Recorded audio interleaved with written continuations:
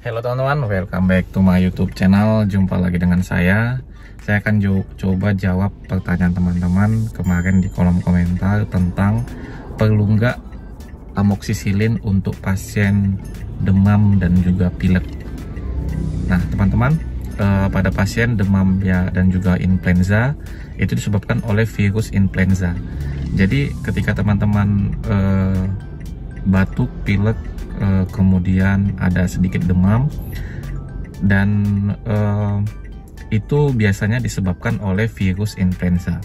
Nah, jika teman-teman terinfeksi virus influenza, teman-teman tidak dianjurkan untuk mengkonsumsi obat antibiotik, contohnya amoksisilin.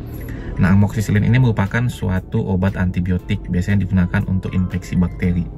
Nah, jika batuk, pilek, demamnya masih baru saja dan juga tidak berlanjut, sebaiknya jangan gunakan antibiotik, contohnya amoksisilin, karena nanti akan memperberat atau semakin mempertinggi frekuensi dari resistensi antibiotik.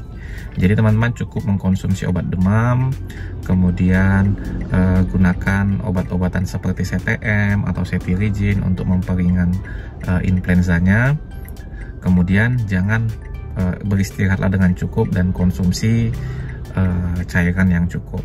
Tidak dianjurkan mengkonsumsi antibiotik untuk kasus-kasus influenza ya teman-teman.